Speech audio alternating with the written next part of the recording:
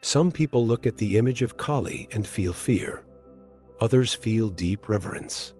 But almost no one sees what Sadhguru revealed. She's not just some fierce goddess, she is time itself, silently swallowing everything. And if you think you already get what that means, you might still be way off. What he said about Kali is so simple, it's almost unsettling, and so powerful, it can change the way you see your whole life. And death too. Most people don't realize that the image of goddess Kali is actually a visual reminder of the one thing no one escapes: time.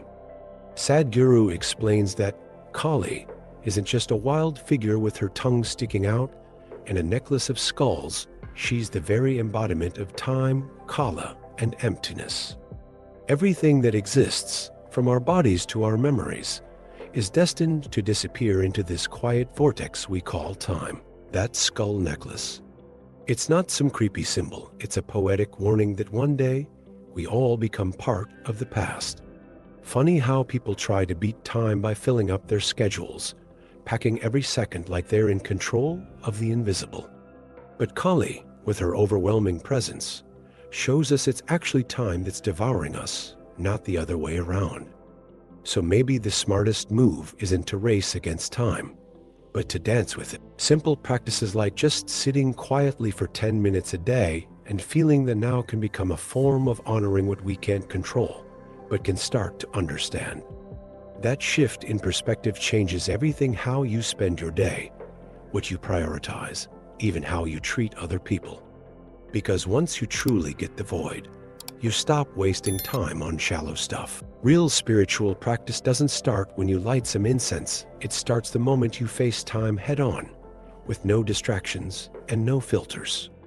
And it's in that raw clarity that you begin to see how Kali's fierce image has evolved over time.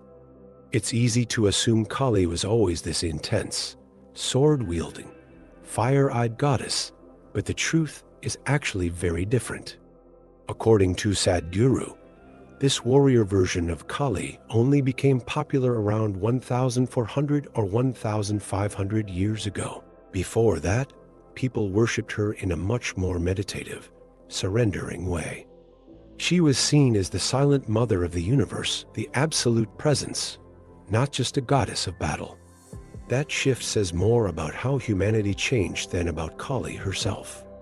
Over time, outside cultural influences softened her image, turning Kali into something closer to a nurturing mother figure.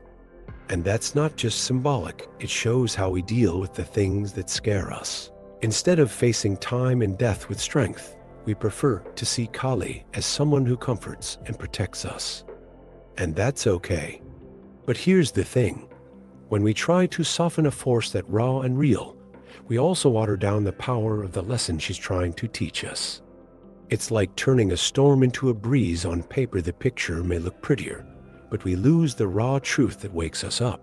The way Kali's image has evolved in culture shows how we tend to tame spirituality just to fit our emotional comfort zones. A great exercise is to ask yourself where else in life you do that. Where are you softening the truth just to feel better? Because when you do that, you might be missing out on something essential. And that's exactly when you start to see why it's not humans who kill time. Sadhguru often laughs when people say they're killing time. He gives this cheeky little smile and says, "It's time that's killing you," and he's right. Time doesn't stop. It doesn't bargain. And it doesn't care, it just keeps moving. Doesn't matter if you're stuck in traffic, zoning out on the couch, or scrolling through your phone, time is still doing its thing. While you think you're just passing time, it's actually passing through you. That's why so many people feel empty, even with calendars packed to the brim. They're busy, but not present. The trick isn't to fill time. It's to make every moment count. A simple practice: pick a random part of your day, take 5 deep breaths, and just sit. No phone, no music, just be. Feel the space around you. It might sound basic, but it's a straight-up reminder that you don't own time, you're just passing through it. Practicing that kind of daily awareness helps snap you out of autopilot. You start to see that time isn't the enemy, it's the stage where everything unfolds. And once you learn to move through it lightly, you start living more deeply. Maybe somewhere in that dance, you'll notice life isn't all that serious. And honestly, there's wisdom in laughing at yourself every now and then. It's funny how most people take life way too seriously, like they're in a never-ending job interview trying to impress the universe. But Sadhguru tears that mindset apart with a little humor, reminding us that being playful with your existence is actually a sign of wisdom, not foolishness.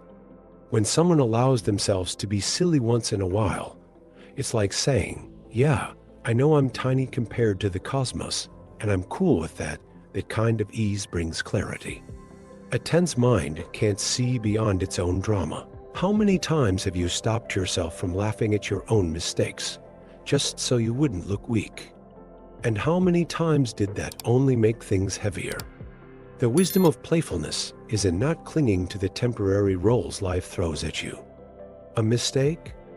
A weird comment? A little stumble? All of it becomes a lesson way faster when you stop trying to protect your reputation 24/7. Try this. Catch yourself taking life too seriously and turn that into an inside joke. It changes everything. It's like laughing when you mess up a recipe. Not only do you cook better next time, but you actually enjoy the process. That kind of lightness, which some people mistake for immaturity, is actually a sign of depth. Because only those who are truly comfortable with the truth can afford to joke about it. And with that playful attitude, even the deepest philosophical questions become easier to digest, like that classic one about the chicken and the egg. Sadhguru has this unique way of taking deep questions and flipping them with unexpectedly simple answers. When someone asked him the age-old question, what came first, the chicken or the egg? He just laughed and said, whichever you order first at the restaurant, that's what you get. Sounds like a joke, but it's a golden lesson. The human mind loves to get lost in the unknowable, while life keeps asking us to be practical and present. How many times have you felt stuck waiting for the perfect answer, the perfect plan, the perfect decision? Meanwhile, time just moves on. What Sadhguru says is like a gentle nudge. Just act. If a question has no clear answer, make a choice with ease. Whether you eat the chicken or the egg doesn't matter much when you're starving and taking forever to decide. A great example. Those projects that never start because someone's waiting for the perfect idea. Just start with what you've got. That's it. And that's where the genius lies, in simplicity. Life doesn't need you to have it all figured out. It just needs you to be present enough to see what really matters right now. Maybe the universe doesn't care which came first, but it probably cares a lot about who's brave enough to take the first step. And when you take that step with lightness and awareness, you begin to see the spiritual side even in the silliest jokes. That's the magic of Sadhguru's stories. They're not just for laughs. He uses humor like a scalpel, slicing through the layers of logic until he reaches that quiet space where truth lives. When he laughs at a philosophical dilemma, he's reminding us life isn't demanding absolute answers, it wants a more intimate connection with the present moment. And that's exactly where wisdom meets simplicity. And here's the interesting part. This same mindset, embracing mystery with a light heart, is the key to understanding Kali. At first glance, she may seem terrifying and impossible to grasp, but she actually represents the purest expression of what's beyond logic. Time, emptiness, death, rebirth, these might seem scary at first, but they take on a whole new texture when you approach them with the same ease Sadhguru uses when talking about chickens and eggs. Her presence is an invitation to surrender, not to fear. That's why, when Sadhguru answers an eternal question with a joke, he's doing exactly what Kali does, flipping the game, breaking the rules of linear logic, and showing that the real answer is always bigger than the question itself. So when we put Kali in the spotlight, she's not just some intense figure, she's a mirror, reflecting our own confusion when faced with impermanence. And the unexpected answer, it's right there, hiding in the places no one usually looks, in laughter, surrender, and awareness. So tell me, why keep ignoring time when it's the one calling all the shots? What if, instead of resisting it, you learned to dance with Kali with lightness, presence, and wisdom? What part of your life is time slowly swallowing without you even noticing? If this message stirred something in you, hit that subscribe button, turn on the notifications, and keep going on this journey with us. The next step might be just one click away.